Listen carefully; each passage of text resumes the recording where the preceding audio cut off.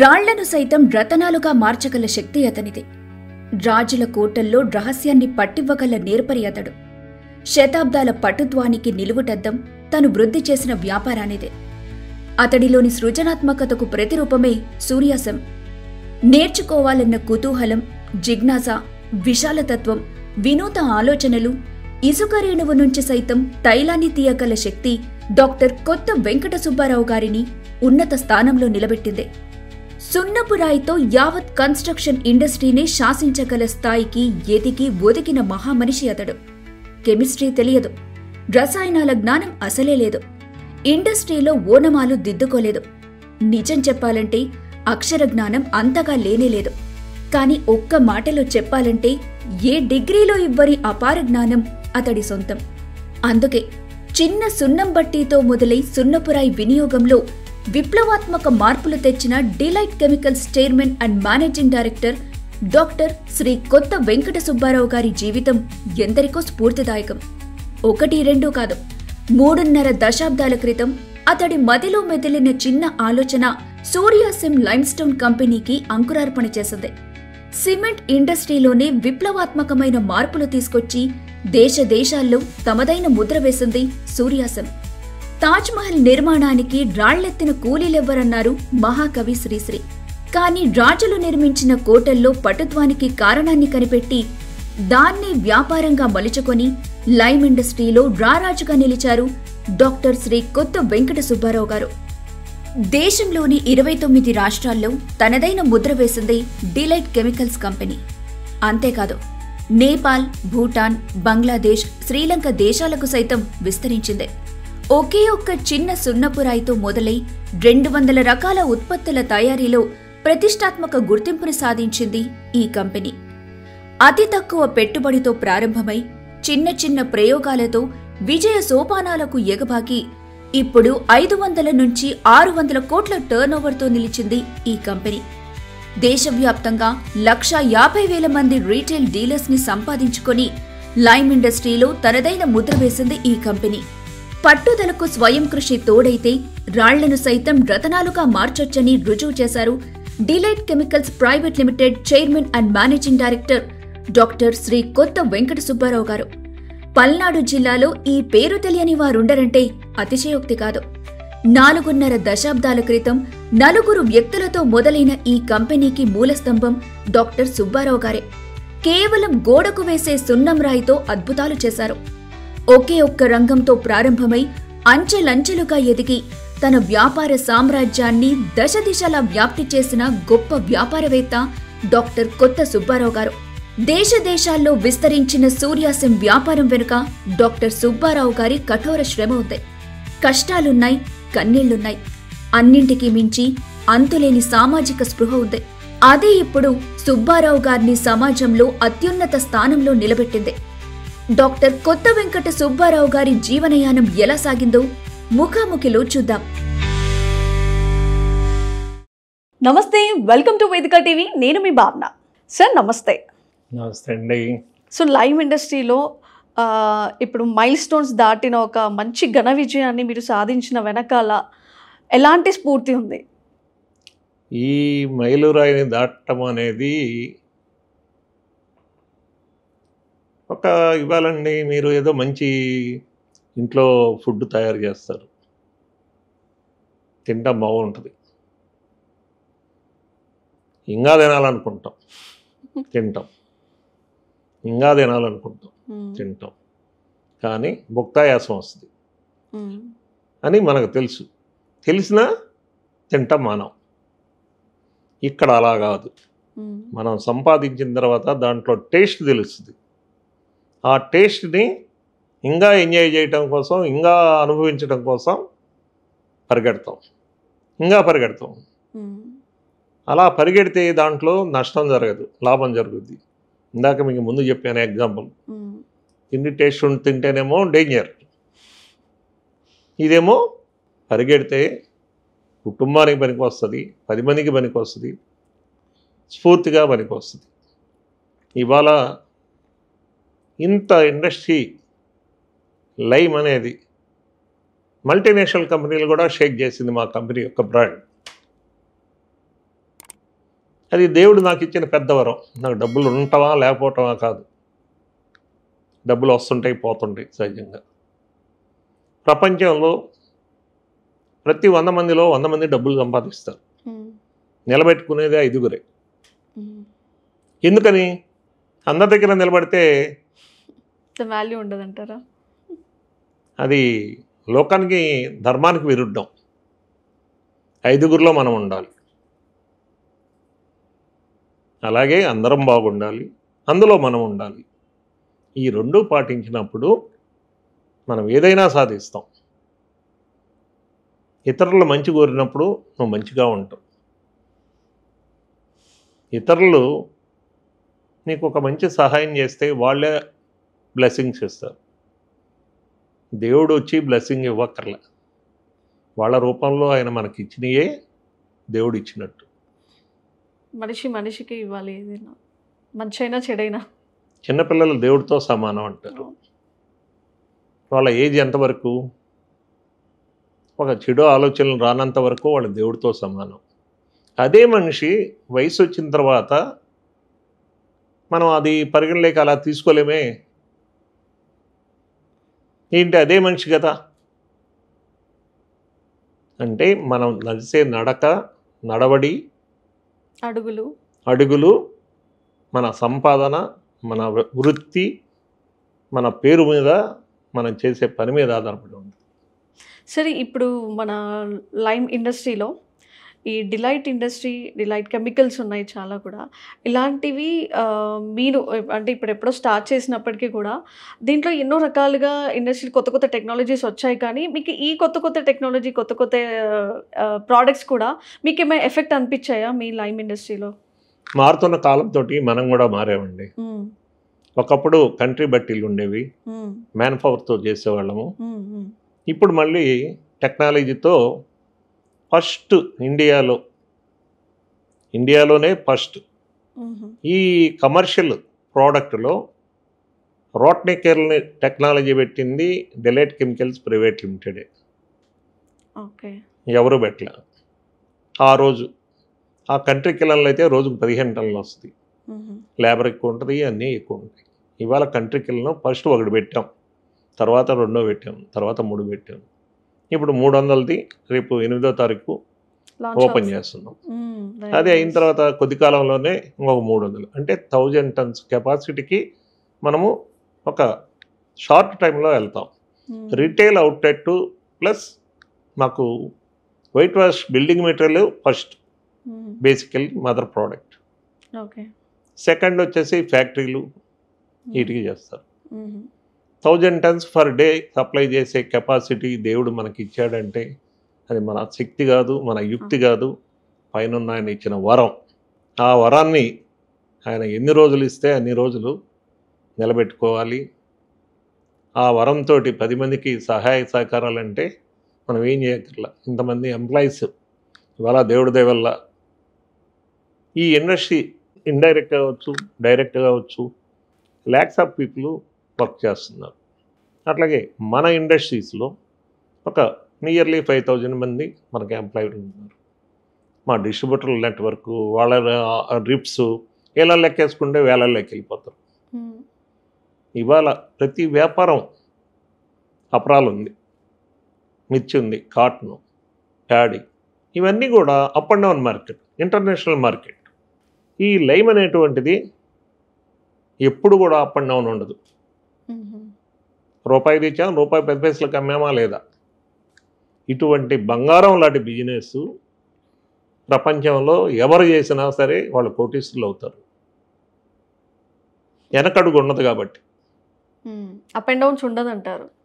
Okay, అలా అమాంతం వెళ్ళిపోతూనే ఉంటుంది అంటారా? స్టేబుల్గా ఉంటుంది? స్టేబుల్గా ఉండదు. ఎప్పుడైనా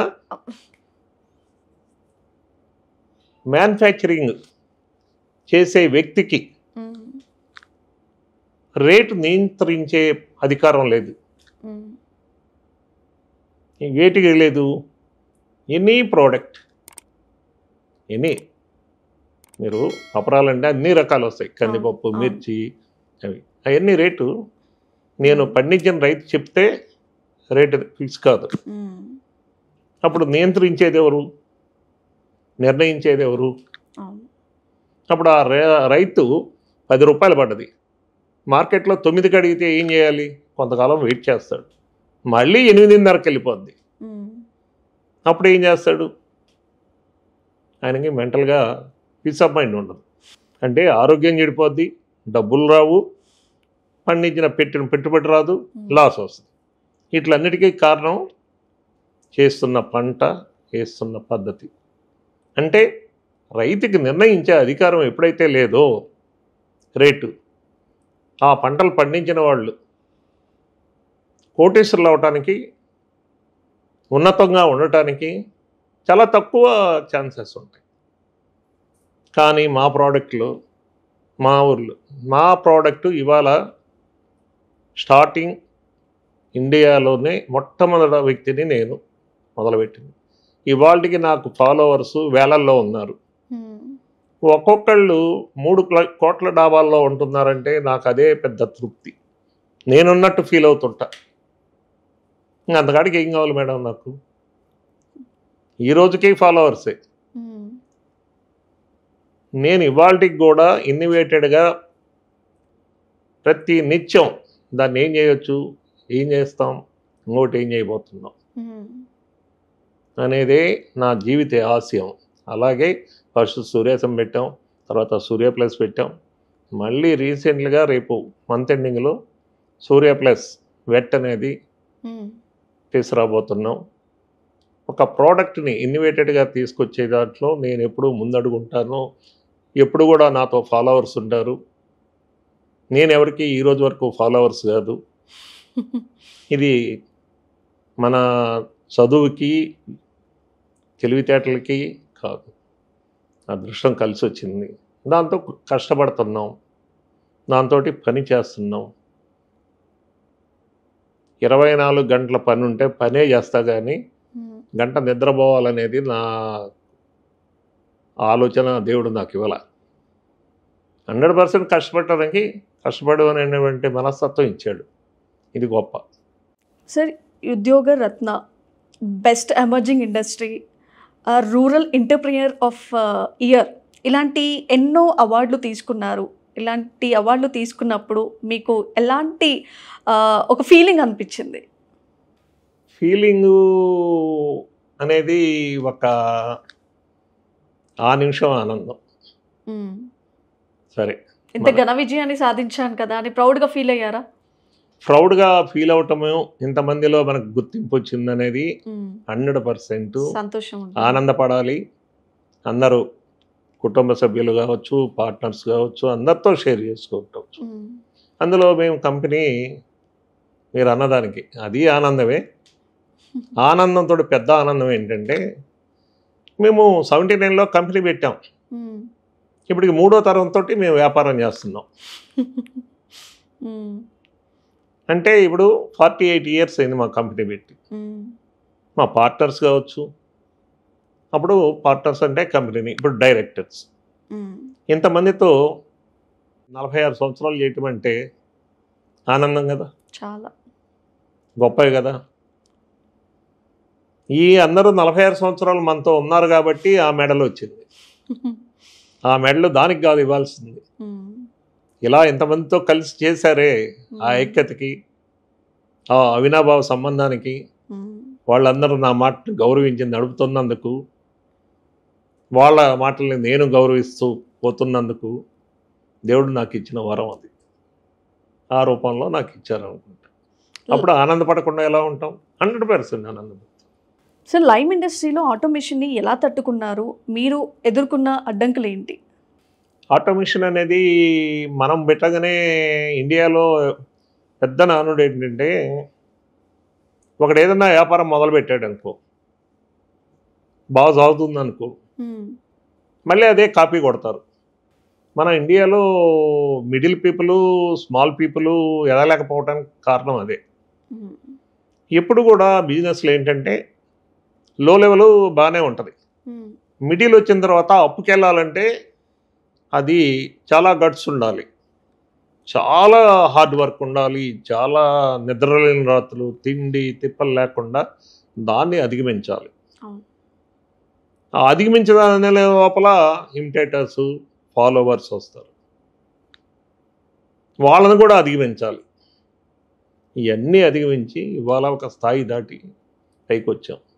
ఆటోమేషన్ని పెట్టాం.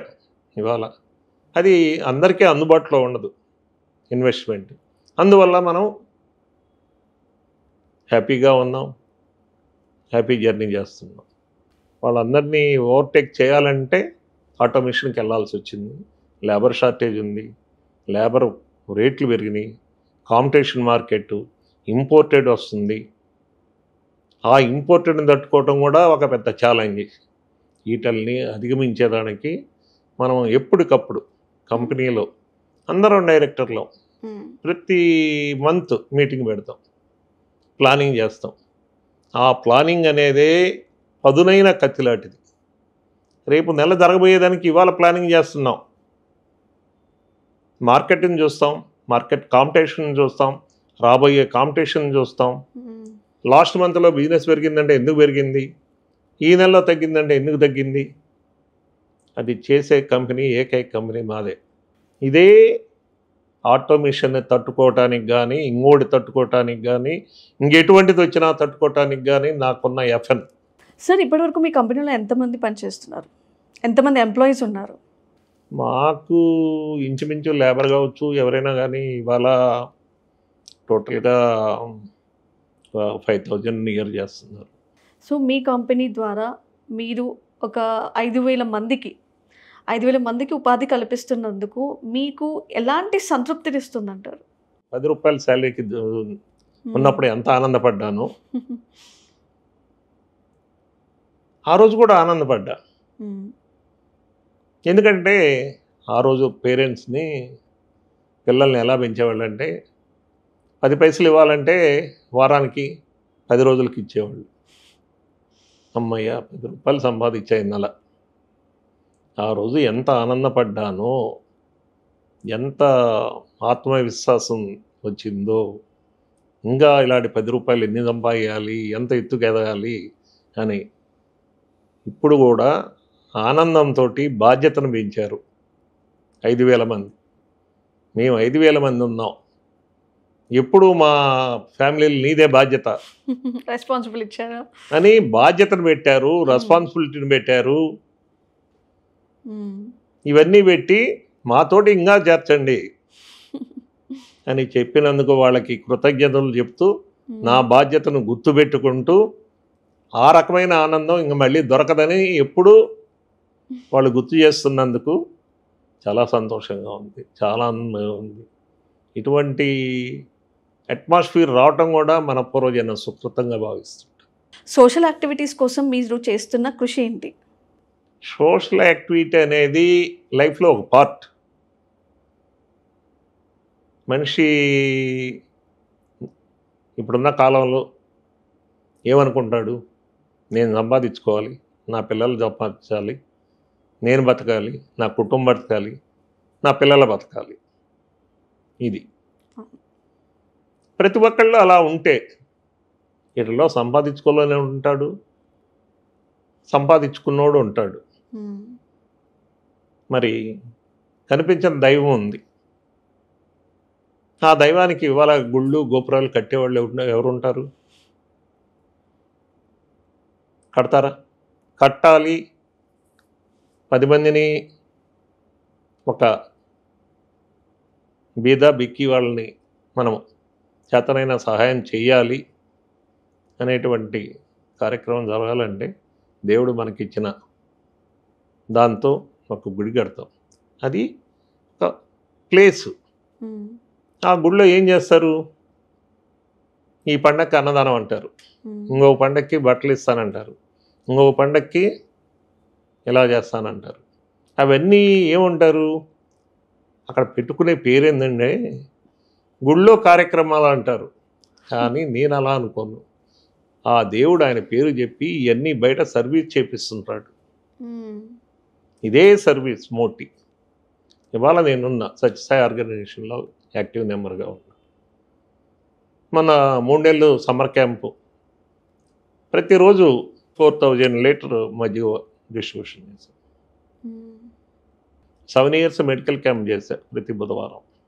అది ఆర్గనైజేషన్ అనేది అక్కడ ఉండబుద్ధి కాబట్టి, నాకు షెల్టర్ దొరికింది కాబట్టి, నేను ఒక్కడినే సింగిల్గా పోతే అక్కడ ఈ ఫీలింగ్ ఉంటుంది. 10 మందిని తలా ఒక చేస్తుంటే నేను ఒక చేయాలనుకుంటాం. అవును. అప్పుడు ఏమవుతుంది, 10 చేతులు కలిపి ఎప్పుడైతే అయిందో అది ఒక వ్యవస్థ. ఆ వ్యవస్థలాగా ఇప్పుడు ఆర్గనైజేషన్ తయారైంది. ఆ ఆర్గనైజేషను మీకు ఎక్కడన్నా ఫంక్షన్ జరుగుతుంది, తిరునాళ్ళ సర్వీస్కి కావాలంటే వెళ్తారు. అది సేవ. సేవలో కూడా అతి ముఖ్యమైన సేవ ఏంటంటే, ఇవాళ మీరు నన్ను గౌరవంగా పిలిచారు. నాకు స్వామి స్పీచెస్లో ఇదొక్క మాటే మీకు చెప్దాం అనుకున్నా. ఉన్నవాడు పెట్టకపోయినా పర్వాలేదు, చేదరించకపోయినా పర్వాలేదు, తిట్టకపోతే పర్వాలేదు. ఇవాళ మిమ్మల్ని నన్ను అండి అని పిలుస్తారు. చెప్పండి అని అంట. ఏందమ్మా చెప్పమ్మా అన్నాను అనుకో, ఇదేంటి నేను గౌరవంగా అండి అని పిలిస్తే నన్ను ఇలా మాట్లాడుతున్నాడు. మీకు ఆ ప్రభావం ఆ రోజు మొత్తం ఉంటుంది. అంటే అప్పుడు ఇండైరెక్ట్గా నువ్వు ఆ మనిషిని డ్యామేజ్ చేసినట్టే కదా. అందుకని పెట్టకపోయినా, ₹1,00,00,000 దానం చెయ్యకపోయినా, ఎవరైతే మనల్ని పలకరిస్తారో వాళ్ళని గౌరవించటము, వాళ్ళ గౌరవంగా సమాధానం చెప్పటమే పెద్ద గొప్పవరం. సమాజ సేవ మీరన్నారే, అన్నదానం కాడికి, వస్త్రదానం కాడికి, ఏ దానాల కాడికి విలువైనది ఏంటంటే, ఎదుటి మనిషిని నువ్వు ఎప్పుడైతే గౌరవించావో, ఆ మనిషిని నీ నుంచి బాధపడకుండా చేశావో, ఇది పెద్ద సేవా కార్యక్రమం.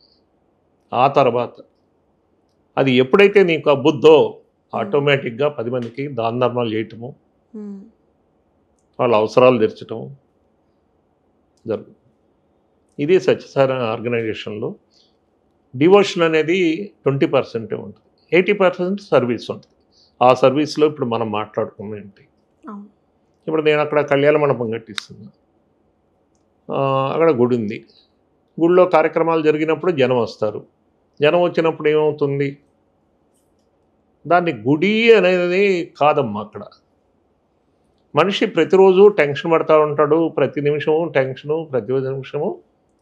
ఒక ఏజ్ వచ్చిన వాళ్ళు ఉంటారు గుడికి వచ్చిన వాళ్ళు, లేదు కుర్రోళ్ళు కూడా వస్తారు. నాకు ఇప్పుడు ఏజ్డ్ వాళ్ళు వస్తున్నారు. వెనక ఒక మొత్తగా పోయి గుళ్ళో కూర్చొని భజన చేసుకుంటున్నారు. వాళ్ళు ఎందుకు వెళ్ళి చేసుకుంటారు, ఇంట్లో మనవడు ఏదన్నో లేకపోతే కోళ్ళో కొడుకో పట్టించుకోరు కాబట్టి, ఆ ఉన్న ఒక్కరోజన్నా ప్రశాంతంగా అక్కడికి వెళ్ళి ప్రశాంతమైన జీవితం, ప్రశాంతమైన మనసుని, వాళ్ళకి ఆత్మధైర్యాన్ని ఆ గుళ్ళో ఆ టైం ఇస్తుంది. ఇవాళ gents young age, medium age కూడా గుళ్ళకి వెళ్ళాల్సి వస్తుంది. ఎందుకు వెళ్ళాల్సి వస్తుంది, వాళ్ళ చేసే పని ఒత్తిడి కానీ, ఇంకోటి కానీ అవి రిలాక్స్ కావాలంటే అదే ఆధారం. పోతారు, దండం పెడతారు, ధ్యానంలోకి వెళ్తారు. నువ్వు చేసేవి, నువ్వు మాట్లాడిని, నువ్వు ధ్యానం ఇవాళ చేస్తూ మొదలుపెట్టు. నిన్న ధ్యానం డే అని పెట్టారు. అందరూ సాయిబాబా దేవుడయ్యాడు, లేకపోతే ఇంకొక ఆయన రాముల వారు దేవుడయ్యారు అని అంటే, మనిషి దేవుడు అవతారం కోసం మనిషి అవతారం ఎత్తాడు. అయినా ఆయన దేవుడుగా ఉండాలి అని అంటే ఉదయం 3కి లేచి 5 దాకా దైవకాలం ఆ ధ్యానం చేస్తే మీరు కూడా రాముల వారిలాగా అవుతారు, సాయిబాబా లాగా అవుతారు, ఇంకొకళ్ళగా అవుతారు. అలా ట్రై చేయమనండి. మీకు మనసు ఎంత ప్రశాంతత దొరుకుద్దో, ఎంత ఇదవుతుందో ఒకసారి అలవాటు అయితే, మీరు కొంత టైం అయిన తర్వాత ఆ ప్రేయర్లోకి వెళ్ళిన తర్వాత మిమ్మల్ని కదిలిస్తే కింద పడతారు. ఆ టైం వచ్చినప్పుడు మీరు నిజంగా మనం చెప్పుకునే దేవుళ్ళతో సమానంగా మీ మనసు, మీ ఆత్మ, మీ అన్నీ కూడా వాటికి ప్రకృతి తోడైనట్టు మీకు తోడవుతుంది. అప్పుడు 10 మందికి 100 మందిని మీరు మంచిగా తయారు చేయొచ్చు, 1000 మందిని తయారు చేయొచ్చు. ఇదే దైవ కార్యక్రమం, ఇదే దైనందిన కార్యక్రమం. ఇది ఎప్పుడైతే చేసామో మన జన్మకు సార్థకం. 10 మందిని మంచిలో నడిపిస్తాం, చెడుని దూరం పెడతాం. చిన్న ఎగ్జాంపుల్, మాకు డమ్ అండ్ డఫ్ స్కూల్ ఉంది. 250 మంది పిల్లలు ఇప్పటికీ బయటికి వెళ్ళారు డిగ్రీ. అసలు డబ్బులు సంపాదిస్తున్నాం, డబ్బును చూసి ఆనందపడాలా? దేన్ని చూసి ఆనందపడతాము అని అంటే, పుట్టిన పిల్లగాడు కూడా డబ్బును చూసి ఆనందపడతాడు, వాళ్ళ అమ్మ ప్రేమను చూసి ఆనందపడ్డు. సంకలో ఎత్తుకోమను, డబ్బు నోటు ఇట్లా కదిలించమనండి, ఆ డబ్బు తీసుకుంటారా లేదా మీరు చెప్పండి. మీరు చెప్పాలి ఇప్పుడు. అవును, తీసుకుంటారు. చాక్లెట్ చూపిస్తే, లేదంటే చాక్లెట్ తీసుకుంటారేమో, లేకపోతే ఎత్తుకుంటారా అంటే నార్మల్గా రారు, ప్రేమతో రారు. ఏదైనా చూపిస్తేనే ఆ సంతోషంతో ఆయన కూడా లంచం కావాలి పిల్లగాడికి. అంటే దైవం దగ్గరికి పోయినా లంచం కావాలి, ఇంకో చోటకు పోయినా లంచం కావాలి, ఇంకొక చోటకు పోయినా లంచం అనే పేరు పెట్టుకున్నా ఒకటే, లేకపోతే ఏదో ఒకటి ఆది చూపిస్తున్నాం అని పేరు పెట్టుకున్నా ఒకటే. కమర్షియల్ అనుకోవచ్చు ఈ కమర్షియల్. కాలంలో. కానీ ఇక్కడ డమ్ ఆఫ్ పేర్లు ఇందాక మీకు ఇంతకుముందు మాట్లాడలో మీకు చెప్పారు, దేవుడు అన్ని అవయవాలు ఇచ్చిన వాడికి అవును, ఇవ్వనటువంటి వాడు పెద్ద సైంటిస్ట్, పెద్ద తెలివి కలవాడు. అవును. ఇదే నిదర్శనం ఇప్పుడు మీకు చెప్పబోతున్నా. డమ్ అండ్ డఫ్ స్కూల్ పిల్లలు 250 మంది బయటికి వెళ్ళారు. అందరూ 30 మంది తప్ప 220 మంది ఇవాళ గవర్నమెంట్ జాబుల్లో ఉన్నారు. అమ్మా. సరే, నేను ఇది జరిగి కూడా 12 ఏళ్ళు అయింది. ఉమ్. నేను బెంగళూరు వెళ్ళడానికి స్లీపర్ బస్సు బస్ స్టాండ్లో ఆగి ఉన్నా గుంటూరులో. ఆ అబ్బాయి వచ్చి నన్ను పలకరించాడు.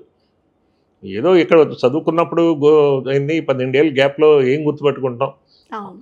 ఆ అబ్బాయి నన్ను గుర్తుపట్టాలి కానీ నేను గుర్తుపట్టలేకపోయా. ఉమ్. అంటే ఇంక కాళ్ళకు నమస్కారం పెట్టి ఇట్లా అని చెప్తే, ఉమ్. ఎవరు ఏంటంటే అప్పుడు వాళ్ళు చెప్పింది సైడ్ లాంగ్వేజ్ కాబట్టి కొద్ది గొప్ప ఐడియా ఉంది, మాకు స్కూల్లో ఉంటుంది కాబట్టి. ఆ సైడ్ లాంగ్వేజ్ కూడా నాకు అంత పెద్దగా తెలియదు, కొద్ది గొప్ప తెలుసు, అర్థమవుతుంది. అలా కాగితం మీద రాసి ఇచ్చాడు. ఆ రోజు ఆనందము, నేను పెళ్లి చేసుకున్నా, నాకు కలెక్టర్ ఆఫీసులో జాబు, మా మిసెస్ కలెక్టర్ ఆఫీసులో జాబు, ఇద్దరికి 2,50,000 వస్తుంది. అమ్మా. ఒక అబ్బాయి ఒక అమ్మాయి. అబ్బాయి వచ్చేసి 6th క్లాసు, అమ్మాయి వచ్చేసి 4th క్లాసు. ఇది మీరు పెట్టిన భిక్ష, సూపర్. ఇది మీరు పెట్టిన జీవితం అన్నాను. ఆ అబ్బాయి కాళ్ళు నేను పట్టుకోవాలి. ఎందుకంటే చదివి అక్కడ తీసుకొని ఆ నిమిషం మర్చిపోతారు.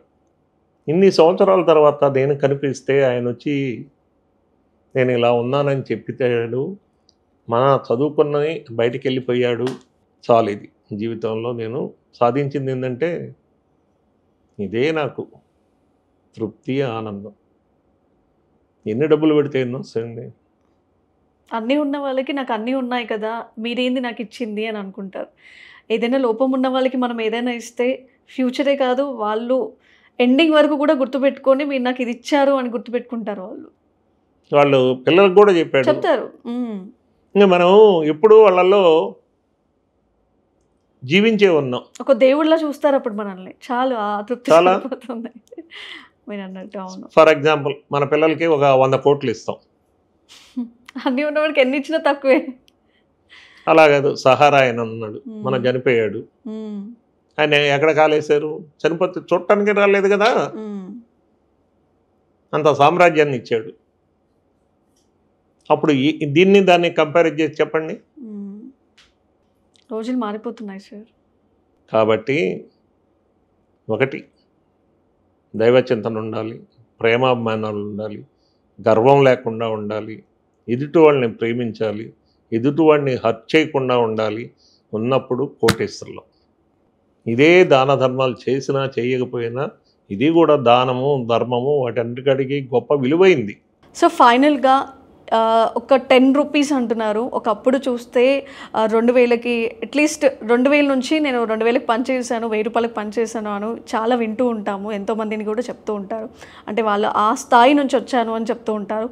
కానీ మొట్టమొదటిసారిగా మీరు చెప్పింది ఏంటంటే ఒక 10 రూపాయల నుంచి నేను మొదలు పెట్టాను, 10 రూపాయలు నా శాలరీ, అంటే ఒక 10 రూపాయలు అనేది నేను 10 రూపాయలు ఇచ్చారు నేను పని చేసినందుకు అనేది చెప్పడానికి చాలా బాగుంటుంది. కానీ మీరు ఎలా చెప్పారంటే ఒక 10 రూపాయలు నా శాలరీ ఉండేది అని అన్నారు.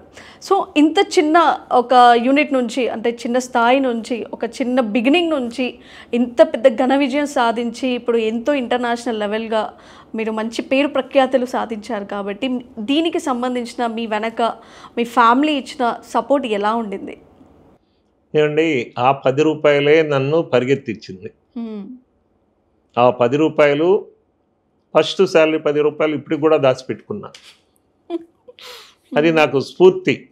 ఇప్పుడు కాలానుగుణంగా మా కంపెనీలో యంగ్ జనరేషను రావటము, దానికి తగ్గ విధంగా మార్కెట్ ట్రెండ్ ప్రకారము వాళ్ళు పరిగెడుతూ మన కంపెనీ గ్రోత్ని ముందుకు తీసుకెళ్తూ కంపెనీ యొక్క వాల్యుయేషన్ పెంచుతూ ఆ విధంగా అప్డేషన్కి ఎప్పటికప్పుడు బాటలు వేసుకుంటూ ముందుకెళ్ళటానికి ఈ యంగ్ జనరేషన్ ఒక కారణం.